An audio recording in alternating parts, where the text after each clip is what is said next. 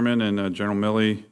Mr. Secretary, good to see you, General. And Mr. Secretary, appreciated the opportunity to visit yesterday. I wanted to follow up on Senator Inhofe's questions with regard to North Korea. So it has been stated a number of times in this committee by military experts that it is no longer a matter of if, but when North Korea is going to have an intercontinental ballistic nuclear missile that can range the entire United States of America. Do you agree with that assessment? I'd say it depends on but when? Well, I'd say it depends on what we do, Senator. Well, let me actually get to that. And by the way, I actually agree with Senator Blumenthal's point about allowing the American people to have a sense of when that may or may not be approaching. Of course, there's estimates, both classified and unclassified, but I think getting it out there will prepare the U.S. public for a really challenging national security issue that I don't think a lot of people are paying attention to. Yesterday in testimony, or 2 days ago in testimony, Director Coates stated it was the policy of the United States to prevent that capability from ever being realized. Is that your understanding of the policy, General? Absolutely. That's my understanding of the current United States government's policy is to prevent North Korea from fielding an intercontinental ballistic missile with a nuclear weapon to strike the continental United States. I believe so that's a red line in some ways that we... I wouldn't use that word. I don't use any words like that, but I believe that's the U.S. policy, is to prevent that capability from being fielded by North Korea. So if we had to take action against North Korea to prevent that from happening, would your U.S. Army forces and the entire weight and power of the U.S. military dominate the battlefield to make sure we achieve that goal? If we had to? I mean, I believe yes, but I don't want to go much beyond that. Absolutely yes, us and the ROK Army would dominate the battlefield. North Korea would not succeed, and North Korea would lose. The cost would be huge, but North Korea would lose. Let me actually, two questions. Do you need anything more? What do you need from this committee or the Congress to ensure that we would dominate and prevail if that day, God forbid, ever came?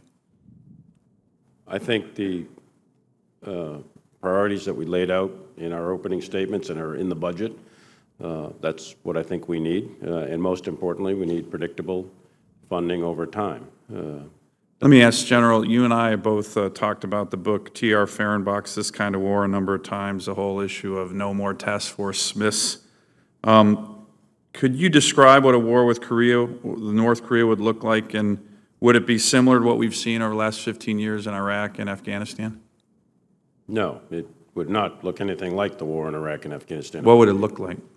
Well, it depends on the, our actions, action, reaction, counteraction. There's several different possibilities, and I don't want to go into any great detail on any of them, but I can assure you. What would it likely look like? If there was a full-blown war in the Korean Peninsula, just as Secretary of Defense Mattis said the other day, it would be tragic on an unbelievable scale, and the levels of violence would be immense, and it would be the likes of which the world hasn't seen since the Second World War. It would be huge, and there'd be huge amounts of casualties. On both sides? On both sides, yes. It would be horrific, but I don't want to go into the details of what that would look like, and that would get into the realm of speculation or contingency plans, and that would be inappropriate in an open hearing. You emphasized in a recent interview that our soldiers need to, through their training, need to be able to be miserable again to, I don't think you used the term, but it was mentioned in an article in the On the Rocks magazine, embrace the suck, as they say in the Marine Corps and the Army.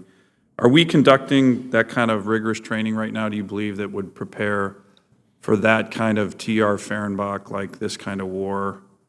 Yes. Where we don't have logistics bases, we have miserable conditions, people are suffering. Are we conducting that kind of training to prepare our forces? Yes, we've shifted back to combined arms maneuver on a dynamic battlefield against a high-end near-peer threat. And we have shifted away from fixed sites, constant flows of logistics, in our training, constant flows of logistics, etc. And we have gone through 16 years of war where we conditioned as an institution COPs and FOBs, and some of those had pretty significant quality of life capabilities. Others were very austere. There were many cops up in Afghanistan or Iraq that were not very well outfitted at all. But my point in saying what I said about being miserable is that we have got to train ourselves and condition ourselves for a type of war in which you are unlikely to have this steady stream of continued logistics beyond perhaps water, ammunition, food, and some medical. But all these other things, chew huts, hot showers every day, sleeping in a bed, and so on and so forth, those will probably not be available if we fight against a highly competitive, dynamic, regional, or near-peer power. The land battle will be unbelievably violent, and units will have to move every hour or two just to survive.